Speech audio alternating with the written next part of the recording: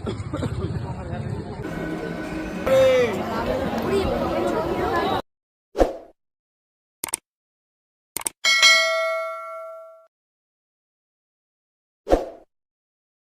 Everyone, welcome to a new video of moments and musings. আশা করি তোমরা সকলেই খুব ভালো আছো।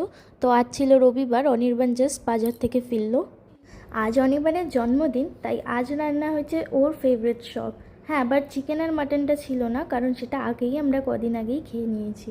আজ বিকেলে আমরা যাচ্ছি চন্দননগরের জগদ্ধাত্রী ঠাকুর দেখতে। আমরা এখন ট্রেনের অপেক্ষা করছি। তবে এবার শুধু আমি আর অনির্বাণ নয়, আমাদের সাথে গেছিলো দিদি, জামাইবাবু আর ভাগ্নি। ট্রেন থেকে নেমেই চোখে পড়লো এই প্যান্ডেলটা, একদম স্টেশনের লাগোয়া। আর সত্যি বলতে কি, মায়ের মূর্তি আর প্যান্ডেলের ডেকোরেশন, আলোকসজ্জা সব দেখে মনে হলো থাক, যাত্রাটা সার্থক হলো।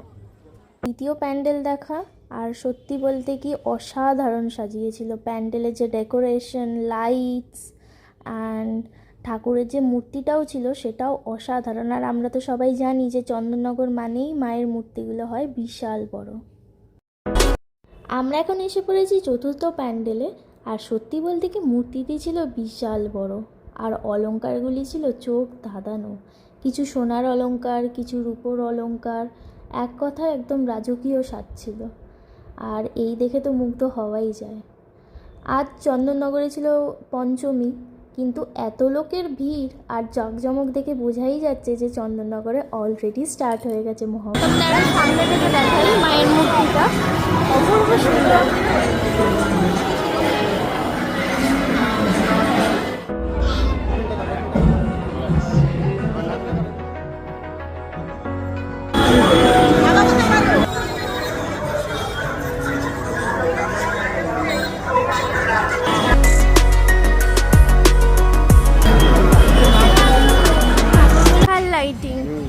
লাইটিংটা মাস্ট প্রতিটা প্যান্ডেলে দিদা।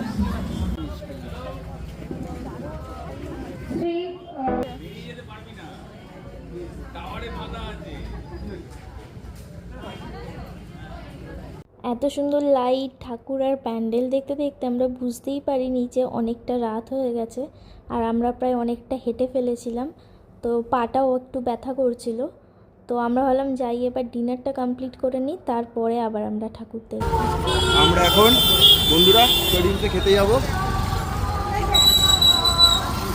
15 মিনিট ওয়েটিং টাইম। গাইজ আমাদের বলেছিল 15 minutes waiting time, but ultimately আমাদের ওয়েট করতে হয়েছিল 30 মিনিটস। অ্যান্ড ফাইনালি আমরা এখন ঢুকে গেছি করিমসে।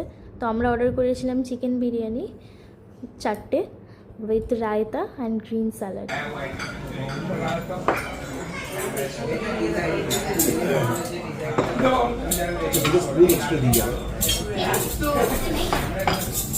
তো হেঁটে অনির্বাণের সব থেকে বেশি খিদে পেয়ে গেছিলো, অলরেডি খাওয়া স্টার্টও করে দিয়েছে।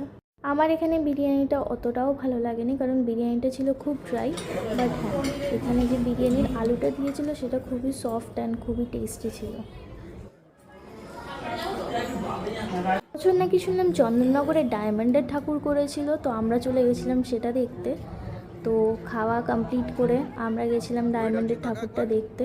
আর সত্যি বলতে কি ঢোকার প্রথমেই আমি তো পুরো অবাক হয়ে গেছিলাম, কারণ প্যান্ডেলটা দেখে বুঝতেই পারছো তোমরা, মানে ইচ অ্যান্ড এভরি ওয়ার্ক কত নিখুঁতভাবে ওরা কমপ্লিট করেছে, ডেকোরেশন থেকে স্টার্ট করে।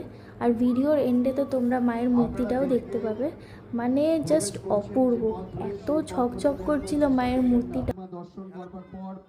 চেষ্টা করবেন না, দয়া করে আপনাদেরকে অনুরোধ করছি, পায়ের পথ ধরে আপনারা আস্তে আস্তে এগিয়ে চলুন।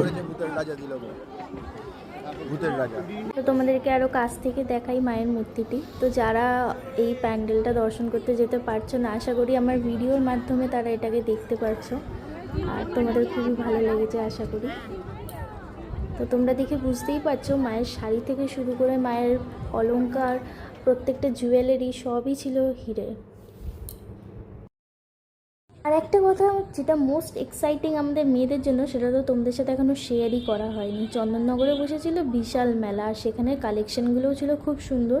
তো আমি তো ওখান থেকে অলরেডি অনেকগুলো ইয়াররিংস কিনেছি, আর এখানে আমার দিদি হেল্প করছে ইয়াররিংস সিলেক্ট করতে। আজ বেশ অনেকগুলোই ঠাকুর দেখা হলো। তো এবার ফাইনালি আমরা যাচ্ছিলাম স্টেশনের দিকে। তো স্টেশনে আমরা এসে গেছি, ট্রেনের ওয়েট করছি। ছবি তুলো না, ছবি তুলো না। আমি তো ছবি তুলিনি, আমি চুল ঠিক করছি। স্টেশনে তো অলরেডি অনেক লোকের ভিড় ছিল, কারণ আমাদের মতন আরও অনেকে এসেছিলো আর চন্দননগরের ঠাকুর দেখতে। তো ফাইনালি আমরা এখন ট্রেন পেয়ে গেছি, বেশিক্ষণ ওয়েট করতে হয়নি। আর আজ তো ভীষণ আনন্দ হলো। আর এর সাথে ভিডিওটাও এখানে শেষ করলাম। আশা করি তোমাদের সবার ভালো লেগেছে। যদি ভালো লাগে অবশ্যই একটি লাইক অ্যান্ড সাবস্ক্রাইব করে দিও। আবার তোমাদের সাথে দেখা হবে নতুন একটা ভিডিওয় নতুন কিছু নিয়ে।